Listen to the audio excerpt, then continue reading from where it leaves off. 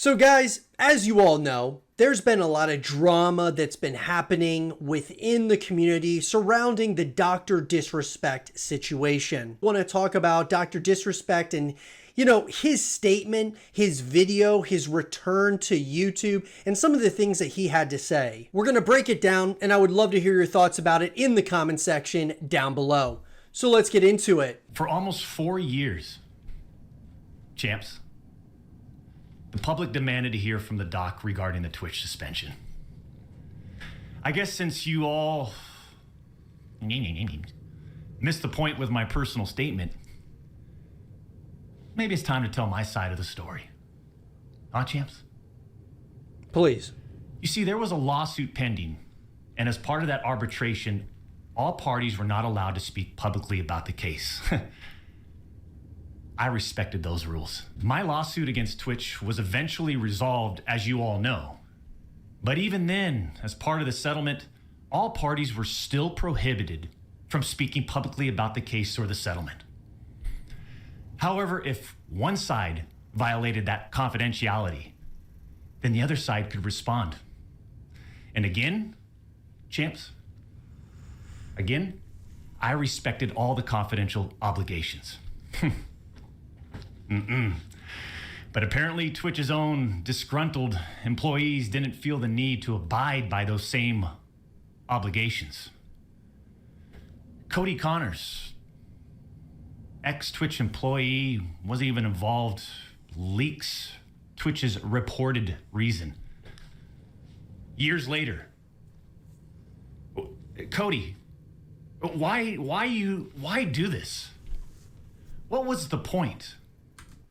Who the fuck is Cody anyway? I mean, obviously, to me, guys, I got no idea who the fuck Cody is, but he's here. This was settled professionally. And you, knowing how black and white the internet is, you decided, you fucking rat, to leak the reported reason Twitch banned me in 2020. Well, I mean, for what? Cody, why?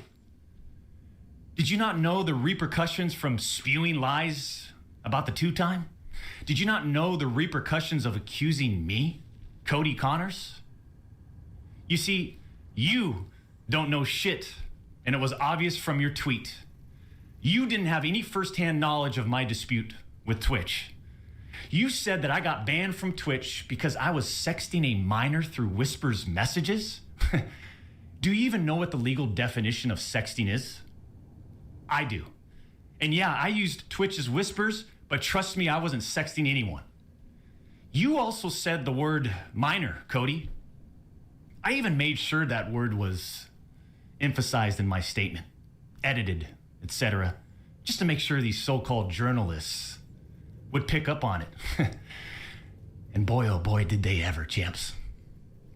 When you and all these so-called journalists, Cody, fired off your tweets, did any of you consider that the Twitch user may have been over the legal age of consent at the time of the messages? Well, he's not denying that he was talking to somebody. And hey, by the way, it's like, brother, you're married. Kids, marriage,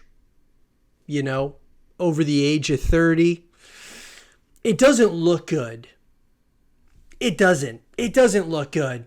Whether it's a minor, which is way worse, but if she's not a minor, even the legal age of consent, it still doesn't look good, bro. Like, you fucked up. You didn't. Neither did any of these journalists, and neither did Twitch at the time of the ban. You also tried to tell the world that I was trying to meet up with this user at TwitchCon, but you're wrong. Let's set the record straight.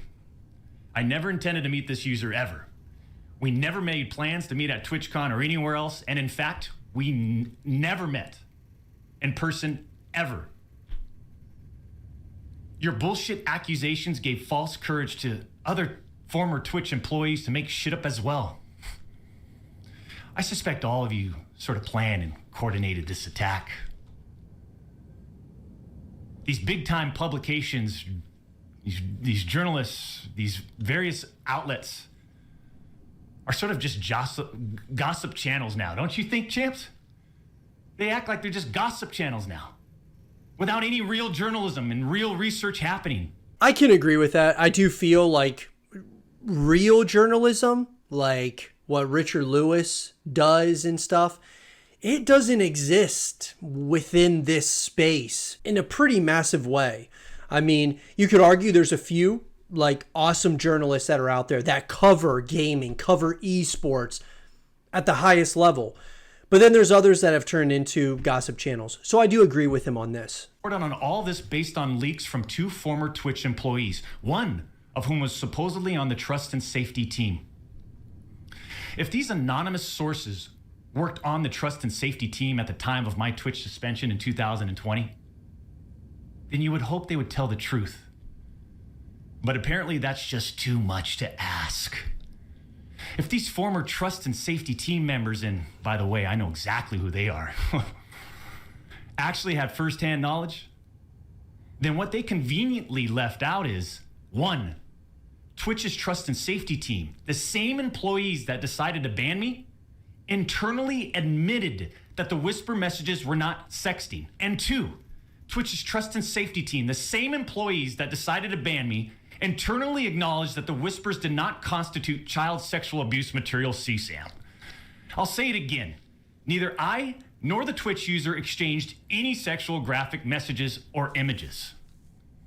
Cody Connors and these other anonymous sources are trying to paint a picture that I was exchanging sexually explicit messages and photos with this Twitch user. That never happened. I even used the word inappropriate purposely. And look at how it was defined by everyone, champs. Huh? Including these defaming articles. I'm sorry, but mutual bantering with inappropriate jokes taken out of context should have never led to me getting banned from Twitch in the first place. Okay, hold up. He's admitting, though, that it was inappropriate. Look, I just keep going back to the fact that he's a dad and that he has a wife. That's what I can't get past. It's like, yeah, dude, like, okay, inappropriate or not, you're talking to people in a certain manner, and it's like, but yeah, dude, but why are you even putting yourself in this type of situation? You have a wife, you're a dad, like, bro, come on. It's hard to defend those types of actions. And by the way, when we talk about Twitch employees, I don't know the ins and outs behind the scenes of what goes on at Twitch, but what I have heard is from a number of other creators out there, including guys at the highest level like Nick Merckx, who say that there are some pretty seedy people that work behind the scenes at Twitch. Like I said, their words, not mine, but I have heard that there are some people that really create and paint these bad pictures over there at Twitch. Just giving you guys a little bit of some context on that. I mean, how would each of you look if all of your private DMs, your text messages, your chats were looked at, dissected, and taken out of context by someone who's deliberately trying to find something inappropriate in those words? And this is not a situation where a victim publicly accuses someone of wrongdoing. That never happened here. We're talking about allegations that Twitch made against me as a half-baked reason for justifying their actions of suspending and shutting down my channel. Allegations that Twitch made without even a legal analysis of whether the whisper messages were legal. You see, I engage with my community. I engage with other streamers. And through Twitch whispers, I communicate with Twitch users. Conversations that consisted of a variety of playing games and gaming politics, content creation, random stuff. This was the extent of my whispers with this Twitch user. On June 21st, 2020, my ex-Twitch partner manager learns that I exchanged whispers with a Twitch user. And I say ex-partner manager because for years, this guy didn't do anything for me, my community, or my channel. For years. I'm talking no front page love. You're talking about the face of the platform, right? Literally. Dr. Disrespect, guys, I will say, was absolutely the face of not even just Twitch, of gaming in a number of different, like when we look at from the perspective of, okay, when you think of gamers, when you think of gaming, Dr. Disrespect is at the forefront of that. I mean, he took streaming and made it a literal show. And I think that's something that you can't take away from him. Sure, there's guys that have come after Dr. Disrespect's reign at the top, that being guys like Ninja, Kai. You know, you've got a number of people now, iShowSpeed, all these different guys who have come after him, but he really created a show and still does to this day when it comes to streaming. At the highest level, he absolutely does that. The face of the platform. And I know Champions Club remembers this. We got zero front page love on the website. He was never on my channel. He didn't follow me on Twitter. He wouldn't even inform us about Twitch rival tournaments. We're talking about the two-time Twitch rival tournament. Oh, I'm sorry. Would you want to play in it? We got zero support from this guy. And it was just so obvious that he carried a grudge against the two-time. So after we signed with Twitch in 2019, we asked for a new partner manager. And just a few months later, that ex-Twitch partner manager is directly involved with getting me banned. Coincidence? The Twitch user tells the ex-Twitch partner manager that they do not want to report anything to Twitch. I'll repeat that sentence one more time just in case anybody missed that one. The Twitch user tells this ex-Twitch partner manager that they do not want to report anything to Twitch.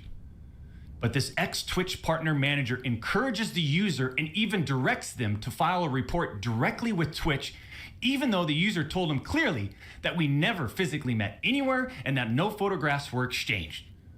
On June 24th, 2020, Twitch's special operations team receives and reviews the user's report. They find no issues and determine that it did not warrant any further escalation to Twitch's law enforcement response team.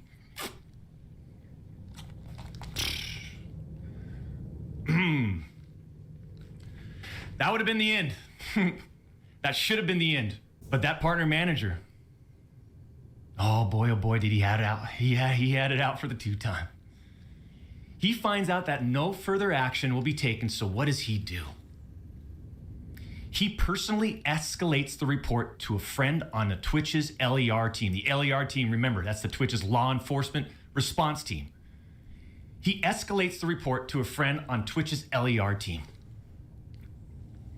So a day later, on June 25th, the LER analyst pulls the entirety of the whisper messages and begins discussing them with his director of the LER team. Mind you, this director is on vacation at that time and does not have access to their computer or work files. Let me just remind you, I went through a multi-year, a big-time arbitration, okay? And, you discover a lot of stuff. What you got to admit, guys, this whole story is crazy. It's a wild story, and it's been going on for years. I mean, we're going back to 2020 here when these, like, the allegations and all these different things were happening between Twitch and Dr. Disrespect. I think there's one thing that is clear. Dr. Disrespect and Twitch don't get along, or there's some people at Twitch that do not like the two-time. I think the bottom line is there are people at Twitch that do not like Dr. Disrespect. Maybe they had it out for him. And whatever that was, whatever happened there, that cannot be emphasized enough that his relationship with Twitch is very, very bad at this point. Mind you, this director is on vacation at that time. The LER analyst cherry picks and sends a few targeted excerpts out of context from the whisper messages to this director. Now, if you do this, you can make anyone's messages look inappropriate, even when they aren't. Within less than 1 hour, this LER analyst and his director have made the decision to suspend me from Twitch. Twitch submits a report to NCMEC. You guys all read those little articles, huh? The NCMEC. Twitch submits that report. The National Center for Missing and Exploited Children. Guess what? As far as I know, and over 4 years have passed. They didn't do anything with the report. As far as I know, they didn't escalate Twitch's report to law enforcement. Mind you, the same people that made this decision admit internally that the messages did not constitute sexting. The same people that made this decision at Twitch admit internally that the messages did not warrant any child sexual abuse material charge. Twitch makes this decision to terminate my contract and ban me while admitted they did not perform any legal analysis of whether the messages exchanged were illegal in any way. Twitch makes this decision to terminate my contract and ban me while admitting that they never investigated the age of consent in the jurisdiction where the user's messages were sent and received. Twitch makes this decision to terminate my contract and ban me without ever interviewing me, the user, or any other third party, including the partner manager. It's fucking unbelievable! All I will say, though, about that is, at this point, Dr. Disrespect, I think he could wipe this slate clean if he just released the whispers. Is it just me? Is this on? Hey, Doc, just release the whispers. Just show the world and we'll move on. Or was there more inappropriate things happening within these whispers? It's a hard situation. It's like, hey man, like just release it. Show everybody if they didn't constitute all these different things. Just release it to everybody. Now maybe it's being bound by legally, like you can't share certain things, but I think that if what he's saying is true, if you release the whispers, everybody's going to see it and it could very well prove his innocence. Let me know what you guys think in the comment section down below. I'm not going to get into every detail regarding my legal case, but these former Twitch employees that claim to have firsthand knowledge, they just don't have a clue. They didn't report any facts. The judge in the case determined that the whispers were not illegal. So then why did Twitch use these messages against me? Why did Twitch treat the doc so differently from their other streamers? I mean, outside of the obvious. I mean, just take a look at me, right? Unfiltered. The realest motherfucker in this industry. Well, there you have it. I'd love to hear your guys' thoughts about this whole situation. It's a crazy situation, guys, and it's pretty mind-blowing when you think of the scope of it, how long this has been going on. I want to hear your guys' thoughts about it in the comment section.